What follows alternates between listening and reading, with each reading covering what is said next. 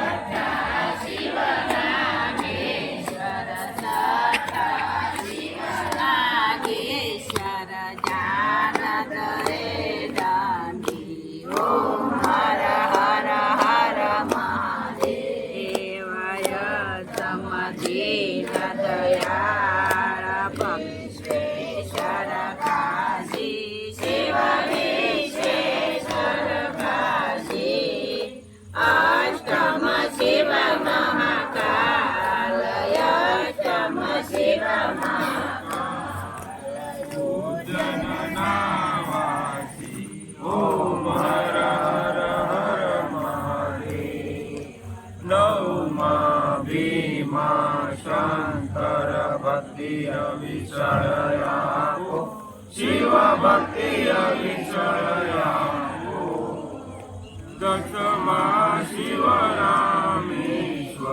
दशमा शिवरामेश्वर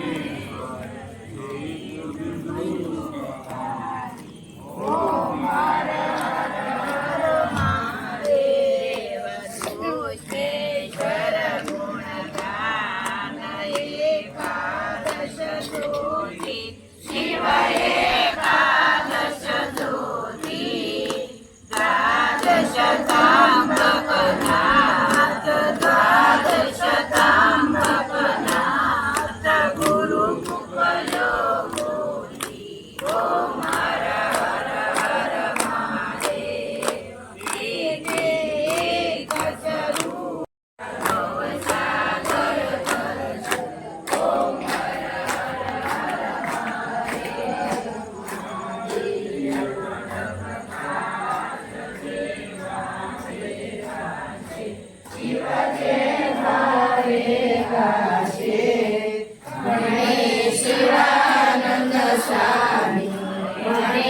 शिवानंद स्वामी संपत्ति ताशे ओम हर हर महादेव। મુસડી ગામને આંગણે સરસ મજાનું દીપમાલાનું આયોજન થાય છે। તહેવારોને લીધે સંખ્યા ખૂબ બાકી છે, પણ તોય સારા એવા શિવ ભક્તો આપણે ઉપસ્થિત છે। ઉછડી ગામની અંદર થોડા દિવસ પહેલાં વીરુબેન વેલજીભાઈ નાકરાણી પંચ્યાસી વર્ષની ઉંમરે જ્યારે એમનો સ્વર્ગવાસ થયો છે ત્યારે આપણે બધા વ્યક્તિઓને જેમ એની શ્રદ્ધાંજલિ આપતા હોઈએ છીએ, તો મારી સાથે ફક્ત 2 મિનિટમાં આપણે એમને 2 હાથ જોડી આંખો બંધ અને મારી જોડે જે શ્લોક છે આપણે જે બોલીએ છીએ એ બધાનું પઠન કરવાનું છે. ઓમ ત્રંબકમ યજામહે સુગંધિમ પુષ્ટિવર્ધનમ ઉર્મારુકમેવ બંધના મૃત્યુર્મોક્ષીયમામૃતા. ઓમ શાંતિ શાંતિ શાંતિ. ઉપસ્થિત તમામ શિવભક્તોને ફરીને મારા વંદન. ખૂબ સરસ મજાનો પ્રસંગ ચાલી રહ્યો છે. ગણેશ ચતુર્થી જ્યારથી 4 દિવસ આપણે ગણપતિને બેસાડેલા છે ને બધા શેરીમાં, તો કેટલા દિવસ બેસાડેલા હોય? 10 દિવસ હોય ને. હવે અમારી કોઈને ખબર હોય તો કહેજો, 10 દિવસ શું કામ બેસાડવામાં? નાસ્તો કરવા? હે? 10 દિવસ બેસાડી એમનું એક ખાસ મહત્વ છે કે ગણપતિને 10 દિવસ શું કામ બેસાડવામાં? મહર્ષિ વેદવ્યાસ એકવાર મહાભારતની રચના કરે છે ત્યારે એમનું લખવાનું કામ છે આપણે ગણેશજીને સોંપે છે, ગજાનન ગણપતિને. વક્રતુંડ મહાકાય સૂર્યકોટિ સમપ્રભમ નિર્વિઘ્નમ કુરુ મે દેવ સર્વ કાર્યેષુ સર્વદા. હિન્દુ ધર્મની અંદર, આપણા સનાતન ધર્મની અંદર એક જ એવો દેવતા છે કે જેને આપણે સારા અથવા કોઈ પણ એવા કાર્ય હોય એની અંદર આપણે સૌપ્રથમ ગણેશજીની સ્થાપના કરતા હોઈએ છીએ. તો એવી જ રીતના 10 દિવસ જ્યારે વેદવ્યાસ મહાભારતની રચના કરવા બેસે છે ને ત્યારે લખવાનું કામ છે ગણપતિજીને સોંપે છે કે 10 દિવસ તમારે આ મહાભારતની જે હું અહીંથી બોલું એ તમારે લખતું જવાનું છે. એના રાઇટર તરીકે એને બેસાડે છે 10 દિવસ. હવે ગણપત દાદા 10 દી બેઠા લખીને થાકી ગયા, એટલે શરીર ઉપર છે ને ધૂળ ચડી ગઈ, શરીર આખું આમ ગરમ થઈ ગયું આમ 10 દિવસની અંદર. કારણ કે આ બધા થાળ ધરાવતા હોય, 2-3 ટાઈમ આરતી કરતા હોય, થાકી જાય ને.